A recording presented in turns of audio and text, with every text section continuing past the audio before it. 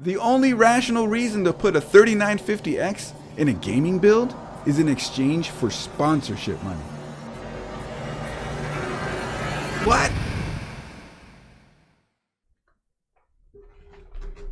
I just got made aware of some articles on AMD CPUs and GPUs that are completely insane. Let's have a look at them.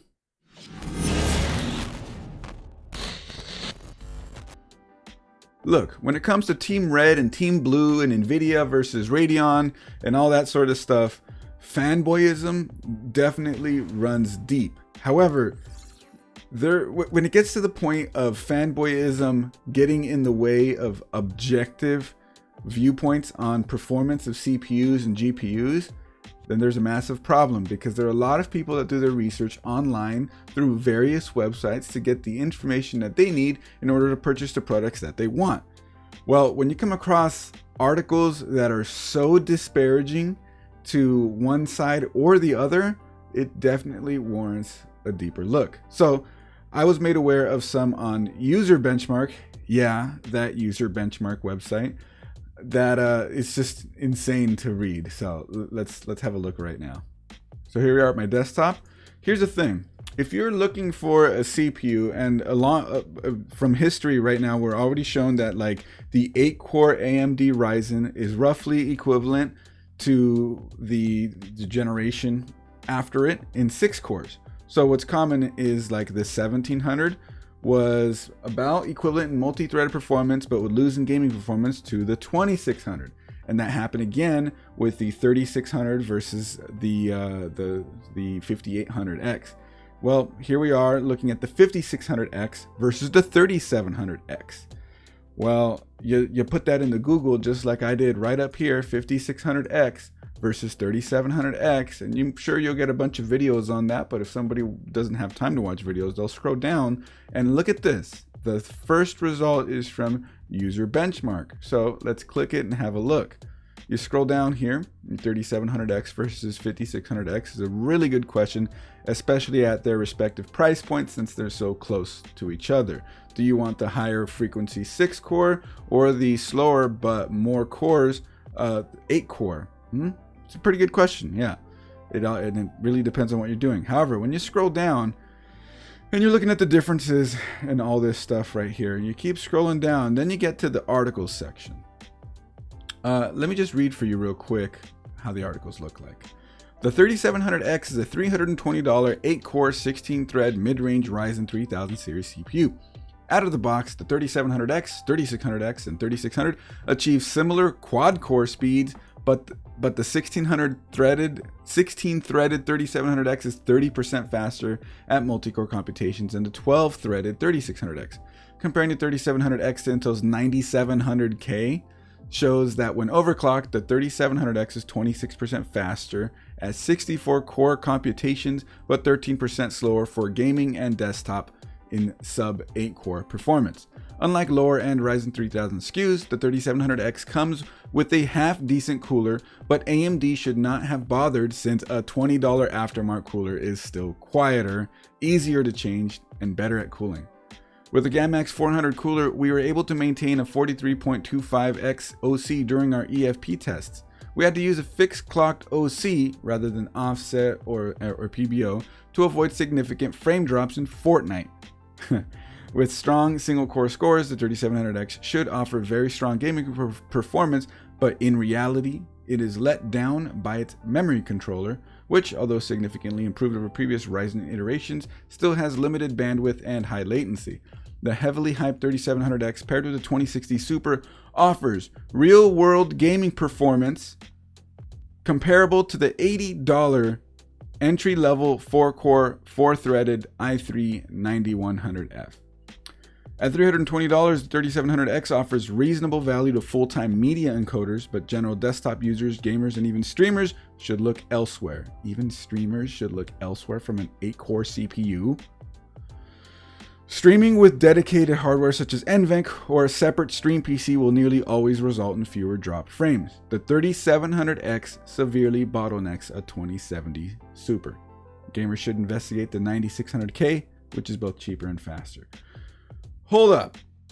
The fanboyism is deep in this one. This person must have i3 9th gen or other 9th gen Intel stuff. They're talking trash on the included cooler, which is for a 3700X, sure, it's just okay, but it's actually decent for the 6-core 12-threaded CPU, which is roughly equivalent in gaming performance as the 3700X, that being the 3600 or 3600X.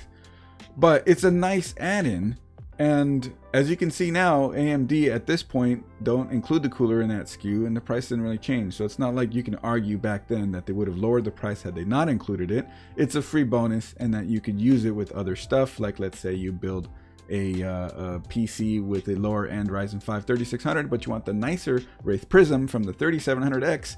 Hey, there you go. Free cooler. It's included. It's a nice add-on, and sure, better coolers are better, but that's just how it is. But to trash, to specifically call it out on there, it's just kind of annoying. Like, really? Like, it's really nitpicky. Now, they have the 3700X saying blah, blah, blah. It's bottlenecking a 2070 Super. A 3700X is not bottlenecking a 2070 Super. It all depends on the games you're looking at, though. This person seemed to be focused on Fortnite and other sort of, let's say, easy to run high FPS games, something like CSGO maybe as well. And sure, Intel has advantages there at that generation of AMD, but AMD was pretty close back then, and they've now surpassed that with the newer generation. This person is saying to get a 9600K over a 3700X, even if you're a streamer, he says. That's ridiculous. That's absolutely ridiculous. You need the best of both worlds if you're going to be streaming. You don't need a 6-core, 6-threaded part. You need more cores and more threads and a decent, if not high, frequency. 3700X is really solid for gaming and streaming on a single PC, and it only gets better from there. This is insane what they're saying. Now the comparison for the 5600X. Let's read that together now, shall we? The Ryzen 5 5600X is both the entry-level and best value for money 5000 series CPU. The 5600X is a hex-core 12-thread processor with a base clock of 3.7 GHz, boosting to 4.6 with a 35 MB of cache and a TTB rating of 65 watt. A cooler is included at the MSRP of $300, but cheap, again, here we go again, but cheap aftermarket coolers such as the GAMAX 400 are far more effective and therefore worth the upgrade. Notably, AMD's new Zen 3 architecture has vastly improved single-core performance and lower memory latency, which leads to significant effective speed advantage over its predecessor, the 3600X. Last year, AMD's marketers secured significant sales of the 3000 series CPUs despite a 15% performance deficit against lower-priced Intel parts. The game's specific scenes, software, hardware settings, and choice of competing hardware were often cherry-picked.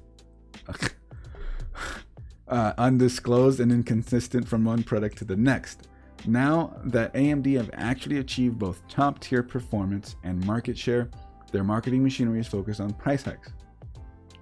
Users that do not wish to pay a marketing premium should investigate Intel's $190 USD i5 9600K. Again with the 9600K, this dude must own one or something. It's just like sour grapes about the Ryzen CPUs. 9600K, which when paired with the 2060 Supers delivers higher effective FPS, is that what the eFPS is about, in 4 out of 5 of today's most popular games. Allocating the savings to a higher GPU will result in an unquestionably superior gaming PC. Now, 9600K versus 5600X, you're still losing 6 threads, man. That's 6 core 6-thread processor versus one with a vastly superior cache and architecture design, and that being the 5600X. Sure, it's more expensive, and I understand the sort of negative viewpoint of AMD now sort of pricing up a little bit versus previously, but we don't have the full lineup of AMD Ryzen CPUs right now. We are looking at the 5600X here as compared to a non-X variant. The non-X variant will more than likely come in at a more desirable price, let's say maybe $250 versus $329 or $280 probably. And then you just overclock it a little bit to match 5600X, and there you go. There's only the 6-core, the 8-core, and the 12-core, and the 16-core. We have nothing below mid-range. We have the high end of the mid-range with the 5600X and nothing below it. So to really argue against AMD's pricing versus Intel's pricing against a fully fleshed out lineup, it's a bit unfair. Now, if all you're playing again is those high FPS esports titles, then I can see why somebody's going to say get Intel and a better GPU. But a lot of times now, it's a little bit more than that. And let's say you want to jump into games that are more heavy like Cyberpunk, or you want to jump into streaming and you want to jump into video editing or anything like that. AMDs are always going to give you a better value right now, especially if you're comparing to 9th gen Intel like these articles keep talking about. Now, it is linked where these articles come from. A website called CPU Pro. Let's have a look real quick. CPU Pro. Oh, maybe it's not a website. That's just the name of the user. Oh man, let's have a look at some of these. On a review of an i7 11700K, by the way, which isn't even out yet, but I guess leaked reviews and all that is probably where he's getting his information. But let's see, it says, given Intel's mammoth R&D operation, it's bewildering that their marketing remains so decidedly neglected. Little effort is made to counter widespread disinformation such as it uses too much electricity or the classic it needs more cores. Intel's marketing samples are often distributed to reviewers that are clearly better incentivized to bury Intel's products rather than review them. They use a mind-numbing list of scientific and rendering benchmarks to highlight obscure and relevant performance characteristics. The game's specific holy sour grapes, Batman. Like, this dude is so angry that AMD is beating Intel, or at least caught up to Intel. He's probably looking at some of this Intel stuff and thinking, oh, all these reviewers are AMD shills. It's screaming of that. It's absolutely screaming of it. Wow. Little more on this one. At every release, AMD's marketers circle overhead, coordinating narratives to ensure that a feast of blue blubber ensues. Nonetheless, towards the end of 2021, Intel's Alder Lake is due to offer an additional 20-30% performance increase. At that time, with the net 30 to 40% performance lead, Intel will likely regain market share despite their impotent marketing. So this person is just mad that AMD seems to do a better marketing job than Intel. However, he's also blaming it on the reviewers not giving Intel a fair shake at it versus AMD. That's just not the case, man. The numbers are the numbers when it comes to reviewing stuff. Whether you're using what this person deems obscure software to get those numbers, every website, let's talk Hardware Unbox, Gamers Nexus, Linus Tech Tips, Jay's 2 Cents, Bitwit, Paul's Hardware, all those guys, they're pretty objective with their reviews when it comes to CPUs and GPUs, especially Gamers Nexus and Hardware Unbox. They're out there just showing you the numbers, and then you take from that what you will. This person is clearly taking the worst of it. Now let's look at the 3950X thing that he wrote here. Blah, blah, blah. Although the CPU offers server levels of multi-core encoding performance, there are relatively few, if any, consumer use cases for the 3950X. What?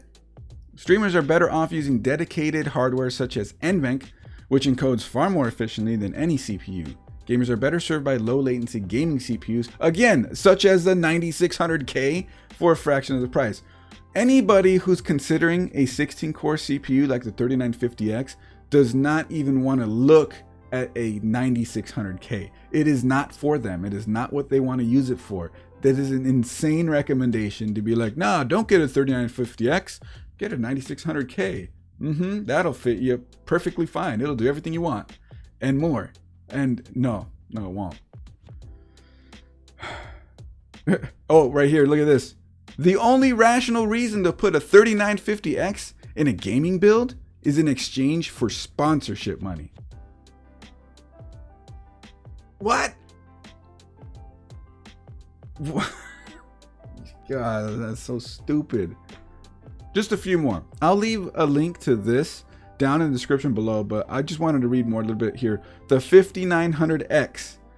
Let's just go down to the bottom here. Despite this clear performance deficiency, AMD supported 3000 series sales with an aggressive and successful marketing campaign to easily outsell Intel over the last 12 months. What that guy means is in the line right above it, they're saying that AMD admitted that their CPUs weren't the best for gaming. They conceded that the 10900K is approximately 19% faster than the 3900 XT. They're probably taking one of the slides and sort of just stretching the statistic to fit his narrative right there.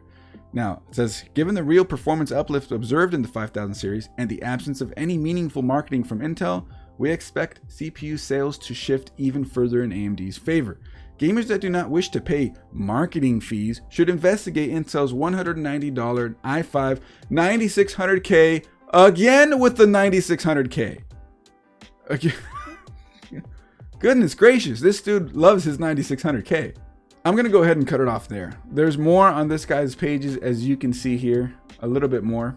He gets into the 5950X and the 5800X, and we already saw what he said about the 5600X, but this is absolutely insane that anybody even thinks this way. They're just, it's just nuts. Look, it's okay if you want to be a fanboy for one side or the other, but keep in mind, these companies don't really care about you as much as you care about them. They are after your money. They're after what's in your wallet. That's what's important to them. You being a fanboy pretty much doesn't mean anything to them. It's nice for marketing, and the marketing people love that, and they will love you a long time for that. But ultimately, these companies are publicly traded companies that report to their shareholders, their board, all this sort of stuff. Business-wise, fanboys are good for business, and that's it. That's why they like fanboys. It's clear to me that this person loves Intel, and absolutely Intel would love them. They'd probably love to push some of their stuff, have this person write for them, even if he's so critical of their advertising strategy. It's just mind-blowing that anybody could recommend a 9600K over a 3950X, over a 5600X, or a 3700X for gaming, streaming, encoding, multi-threaded, or I guess it's a little bit more, he's just recommending it for more gaming specific. But like, again, people are going to use their PC for more than just that one thing. And even then, a 9600K is a hard sell to any of those CPUs because they all do great. Every single one of those CPUs do great. And the one that's going to hit its limitations first is a 9600K, hands down. It's not a bad CPU by any measure, but if you're looking to spend that money, you need to spend it right. You need to do your research, and you need to avoid articles and buying into information such as this. Make sure you do all your research. Look at reviews, look at websites, Gamers Nexus, Hardware Unbox, especially Hardware Unbox and Gamers Nexus, because they also put articles on websites with information that you can read if a video is too long or inconvenient for you to watch. But just be weary of information such as this that's out there.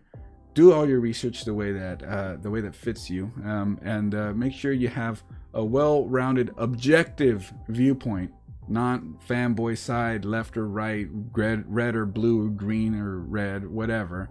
Just get the best that for the money that you can afford based on the reviews and all the information that you've seen and read about, and you will have a good time with PC gaming and media creation, streaming, content creation, all that sort of stuff. So hopefully you guys like this video. If you did, you know what to do. My name is Chris. This is Coalition Gaming. And yeah, I don't even know what to say now. Hit that subscribe button. Follow all our socials. Everything's linked down in the description below. I stream to Twitch every Friday, 8 p.m. Pacific at twitch.tv/Coalition Gaming Crew. So if you want to talk some more about this, head on over. We'll see you there Friday. All right, everybody. Bye.